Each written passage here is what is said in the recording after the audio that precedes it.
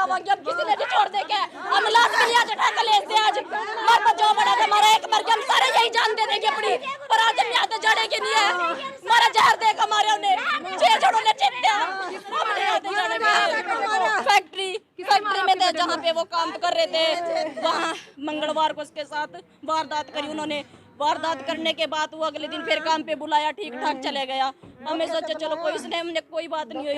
अगले दिन कल के दिन उसको 6 बजे अपने घरवाली को लेने जाना था हॉस्पिटल में। वो वहाँ पे पहुंचे, उसको घर छोड़ के वो वापस अपनी घरवाली को लगे कहने रिंकी तू चली जा घर, मेरे को फोन आया, मैं भी थोड़ी देर में रहा। वो थोड़ी देर बाद आधे घंटे बाद आया, उसके पैरों में चप्पला नहीं, उसके हाथ में फोन नहीं, उसका यहाँ सारा मुंह चगुड़ में भर रहा, सारा चिट्टा मुंह हो रहा, सारा चेत रखा था। वो क्या लगता है क्या किया गया था उसके साथ? उसको जहर दिया जिसको, उसका मुंह सारा चगुड़ में भर रहा था। जहाँ भी हॉस्पिटल में ले गए। किसने दिया जहर? जहर उसके एक तो वहाँ की मालकिन है जो लेडीज है, वो जिस कंपनी में काम करता था। वो कंपनी का नाम पता है आपको? कंपनी का नाम मेरे को नहीं पता जी। एक वहाँ का मैनेजर है जी, उसने मैनेजर का नाम अपने हाथों से लिख के हमारे गाड़ी कापी फेंकी। माँ इस मसारों के नाम है, उस मसारों के नाम। कहाँ पर है ये फैक्ट्री? ये परवालों के अड्डे के पास ही है, वहीं पे। प्रशासन से जोड़ कर विनती है, हमारी बात सुनी जाए, हमें इंसाफ नहीं मिलता।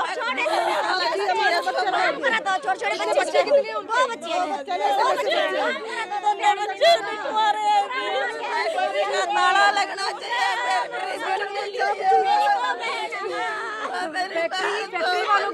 फैक्ट्री वालों की ओर से प्रमोद के ऊपर चोरी को लेकर आरोप भी लग रहे थे, क्या बात सही है? मैम ये बात हम तब सही मानेंगे। आरोप एक मिनट, उन्होंने ये केस उनके मंगलवार को लगाया था। जब मंगलवार को उनके पास चोरी का केस लगा था, क्या उन्होंने कहीं एफआईआर नहीं दर्ज करानी थी? क्या पुलिस मर गई थी? सारा प्रशासन मर गया था? कहीं केस क्यों नहीं करे उन्हें? कहीं दरखास्त क्यों नहीं दी उन्हें? जब उसने चोरी की मेरे घर में, मैडम कहीं चोरी चाहिए था, दरखास्त नहीं कर जाएगा। मेरे घर में चोरी हुई तो उन्हें दरखास्त क्यों नहीं दी? 2 दिन बाद इसको मारने वास्ते क्यों बुलाया वहाँ? जाते जाते वो जो सुसाइड लेटर लिख कर गया, जो नोट लिख कर गया, उसे पढ़ा आप लोगों ने? क्या है उसके अंदर, क्या लिखा हुआ है, किस किस के नाम? उन्होंने नाम लिख रखे उसमें, उसके एक तो वहाँ की मालकिन है जो, उसका नाम लिख रखे, एक वहाँ का मैनेजर है और 4 लड़कों के नाम है उसमें। और हमने वीडियो भी देखी वहाँ पे, पुलिस ने, प्रशासन ने रात को ही जाके, कल रात को ही वहाँ 8 बजे प्रशासन ने जाके वीडियो खुद वहाँ चेक करे, वहाँ के कैमरे, उसमें भी उसको मारपीट, उसका फोन कोस रहे, मारपीट कर रहे।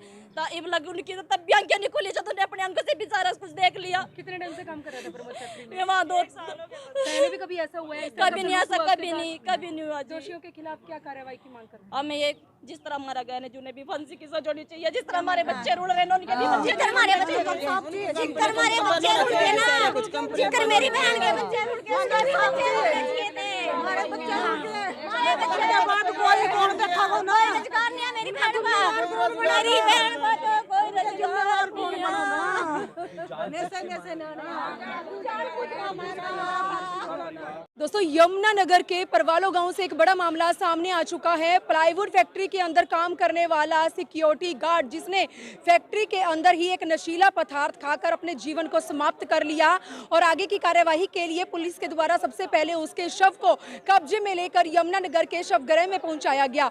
परवालो गांव इस समय यहां पर शवगृह के बाहर मौजूद है और आप देख सकते हैं यहां पर जो तस्वीरें हैं वो किस तरह से सामने आ रही हैं और इस समय सबकी आंखें नम है और आज प्रमोद के लिए हर कोई इंसाफ की गुहार लगाता नजर आ रहा है। दोस्तों, फैक्ट्री के अंदर 1 साल से प्रमोद सिक्योरिटी गार्ड का काम कर रहा था और बीते 1 दिन पहले सिक्योरिटी गार्ड की ओर से कर्मचारियों के साथ, फैक्ट्री के अंदर ही काम करने वाले जो मजदूर हैं उनके साथ किसी बात को लेकर लड़ाई झगड़ा हो जाता है और वो लड़ाई झगड़ा इस कदर बढ़ जाता है कि प्रमोद परेशान होकर नशीला पदार्थ खाकर वहां से अपने घर पहुंचता है, लेकिन बीच रास्ते में ही उसके साथ बड़ा हादसा हो जाता है और वो मौके पर ही दम तोड़कर इस दुनिया को अलविदा कहकर चला जाता है। फैक्ट्री के जो मालिक हैं और साथ ही साथ जो मजदूर हैं उनके ऊपर आरोप लगते नजर आ रहे हैं और यहाँ तक कि जाने से पहले प्रमोद की ओर से एक जो है सुसाइड जो नोट है वो लिखा जाता है, जिसके अंदर साफ साफ यही बात सामने आ रही है कि कौन कौन उसकी मौत का जिम्मेवार है और किस किस के द्वारा उसे इतना बड़ा कदम उठाने के लिए मजबूर किया किया गया। तस्वीरें आप देख सकते हैं, इस समय गांव परिवारों के जो गांव के लोग हैं या जो महिलाएं हैं, पुरुष हैं, जो सगे संबंधी है, सब यहाँ पहुंचे हुए हैं और पुलिस प्रशासन के आगे लगातार कार्यवाही को लेकर मांग करते नजर आ रहे हैं। एक बार कुछ लोग यहाँ पर हमारे साथ खड़े हैं, मामला जान लेते हैं। सर क्या नाम है आपका? अशोक कुमार। अशोक। प्रमोद के साथ क्या रिश्ता है आपका? मैं तो गांव से हूँ। गांव से। सर मेंबर क्या हूँ। हुआ है उसके साथ, पूरा मामला क्या है? मैडम ये ना प्लाईवुड में गार्ड की नौकरी करता था, तो उस पर आरोप लगाया था कि इन्होंने मेरा पर्स चोरी कर लिया। गांव उसके फैक्ट्री के ही कर्मचारी थे, तो वो तो प्रूव नहीं कर पाए वो कुछ भी, तो उन्होंने उसके साथ मार पिटाई करी कल। तो उस मार पिटाई के उससे उसने सुसाइड कर लिया। तो सुसाइड में मैडम है जो प्लाईवुड ओनर है, और एक उसका लड़का है विक्की है, रिम्पी है, मैनेजर है, इनका तीनों का नाम उसने सुसाइड नोट में लिखा है। तो प्लाईवुड फैक्ट्री कहाँ पर है सर? ये परवालों में पड़ती है। परवालों में ही है। कितने समय से काम कर रहा था प्रमोद? 1-1.5 साल से काम था। तो चोरी को लेकर उसके ऊपर आरोप लगा था। जी। कितने दिन पहले ये आरोप लगा था? ये मंगलवार की बात है। तो सर जिस तरह से मंगलवार को आरोप लगता है, तो मालिक की ओर से कोई दरखास्त नहीं? नहीं, मालिक की तरफ से कोई दरखास्त नहीं, प्रमोद ने कोई घर पे बताया, कोई ऐसी बात नहीं हुई है। ये उसके सुसाइड नोट से पता लगा। मंगलवार को जैसे वो ड्यूटी पे गया, कुछ लड़के जो वहाँ ये शौकीन हो रहे, इन्होंने दारू पी रखी होगी, सवेरे उठ के ये कहते हैं कि भी मेरा पर्स चोरी हो गया। उसके बावजूद न तो कोई प्लाई फैक्ट्री वालों ने कंप्लेंट करी पुलिस में, नहीं जिनका पर्स चोरी हुआ उन्होंने कोई ऐसी वो करी। ये तो जब कल डेथ होगी तब हमें भी पता लगा, तब उसने मरने से पहले, इनके पास वीडियो क्लिप भी है, उसने फ़ोन में बना रखी, उसने मैडम का नाम लिया और एक डैरी का नाम लिया, उसने मैंने डैरी लिख रखी। तो फिर उसके मरने के बाद उसकी जेब में से डैरी निकाली, डैरी निकाल के देखा, उसमें उसने बताया भी मेरे साथ ऐसे ऐसे ही मंगलवार को चोरी का इल्ज़ाम लगाया। उसके बाद 5-पौने 5 बजे मेरे पास फ़ोन आया कंपनी में से, मेरे को कंपनी में बुलाया गया, और जैसे ही वहाँ बुलाया गया उसने यही लिख रखा है मैडम ने मेरी बात नहीं सुनी पूरी, और ना ही मेरा साथ दिया, ना मेरी बात सुनी, मेरे को मार पिटाई करी, मैं गाली गलौज करी, मैं अपनी सब लेबर के सामने मेरे को पीटा गया। सीसीटीवी में हमने रात देखी पुलिस वालों के साथ, वहाँ फोटो में बाकी पीट रहे हैं उसको। क्या इस तरह की कोई सीसीटीवी आप लोगों के पास भी है? हमारे पास तो नहीं है, पर वहाँ उनकी पुलिस के पास है। और उनकी फैक्ट्री में भी जो है ना कैमरे लगे हैं, उन्हीं कैमरों की है, उसी की फैक्ट्री के कैमरों की है। उसके बावजूद ये वहाँ सारे खड़े हैं मौके पे, मैनेजर भी वहीं खड़ा है कंपनी का, मैडम भी वहीं है, मैडम का लड़का भी वहीं है, वो भी बहस कर रहे। किसी ने भी उसको मारते हुए को नहीं छुटवाया, नहीं किसी ने भी ये कहा भी 112 को बुलाया, पुलिस को बुलाया जाए ताकि आज उसकी जान बची होती। उसने यही लिखा भी अपनी मैं बेइज्जती महसूस कर रहा हूँ और अपनी इज्जत बचाने के लिए मैं अपनी जान दे रहा हूँ, और उसके दोषी मैडम, मैनेजर, शौकीन, रिम्पी और उसका लड़का, उनके नाम लिख रखे हैं। सर एक व्यक्ति के सुसाइड का मामला सामने आया है, क्या है वो पूरा मामला? रात हमारे पास सूचना आई थी सिविल हॉस्पिटल से भी, एक ब्रोड डेड आया पॉइजनिंग केस में। तो रात हम आए थे यहाँ पे, रात को हमें कुछ संदिग्ध नहीं मिला। सुबह उसके घर वालों ने हमें कंप्लेंट दी है, भाई है उसका भी कंसर्न रहने वाले का। तो प्रमोद है मृतक, ये एक प्लाई फैक्ट्री में काम करता था परवाड़ों में, वहाँ पे ये चौकीदार था, रात की इसकी ड्यूटी होती थी। तो इस पे कोई चोरी चारी का इल्ज़ाम वहाँ के जो कर्मचारी थे उन्होंने लगाया था। उसी बात पे इसके साथ कल शाम को उन्होंने मारपीट करी थी, जिससे बहुत ज़्यादा आहत हो गया। ये वहाँ से चला गया। बाद में इसने कोई पॉइजन लेके उसका सेवन कर लिया। जब घर पहुँचा तो घर वाले इसको हॉस्पिटल लेके गए, वहाँ से पीजी वगैरह रेफर कर दिया।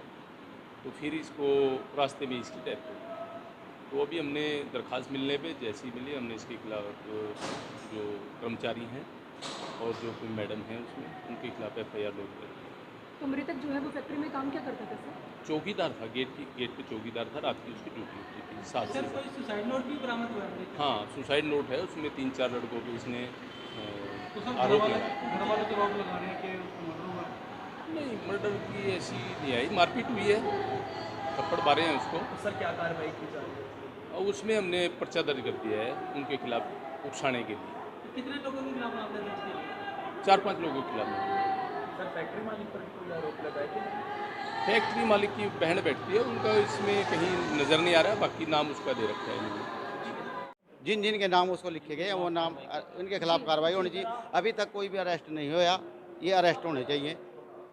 तो फैक्ट्री के अंदर लगे सीसीटीवी कैमरे में ये सारी घटना कैद हो जाती है। पुलिस के हाथ में वो सीसीटीवी कैमरे लग चुके हैं और इन्हीं पुख्ता सबूतों के आधार पर अब जो दोषियों का जो है जल्द से जल्द पर्दाफाश होगा। दोस्तों, गांव परवालों से एक बड़ा मामला सामने आ चुका है कि एक फैक्ट्री के अंदर, जी हां, परवालों में ही एक प्लाईवुड फैक्ट्री के अंदर काम करने वाला प्रमोद, जिसके ऊपर 2 से 3 दिन पहले फैक्ट्री के मालिक की ओर से चोरी को लेकर आरोप लगाए गए थे। अगर वाकई में उसने चोरी की थी तो उसके खिलाफ क्यों कोई पुलिस कंप्लेन नहीं की गई। लेकिन बीते एक दिन पहले उसे साजिश के तहत फैक्ट्री के अंदर बुलाया जाता है और उसके बाद बुरी तरह से उसे इतना घायल किया जाता है कि वो मजबूर हो जाता है अपने जीवन को समाप्त करने के लिए और वो नशीला पदार्थ खाकर अपने जीवन को समाप्त कर इस दुनिया से अलविदा कह जाता है। परिवार के लोग, गांव वाले हैं, ये सभी अब उसकी आत्मा को शांति दिलवाने के लिए पुलिस के आगे इंसाफ की गुहार लगाते नजर आ रहे हैं। दोस्तों, मेरी आप लोगों से अपील है, इस खबर को ज़्यादा से ज़्यादा शेयर करें, क्योंकि आज एक बेकसूर व्यक्ति को मरने के लिए विवश किया गया है। फैक्ट्री के मालिक के ऊपर आरोप लगते नजर आ रहे हैं। तो प्लीज़ इस खबर को शेयर करें। वीडियो जर्नलिस्ट मनप्रीत के साथ यमुनानगर के शवगृह से मनदीप कौर की रिपोर्ट।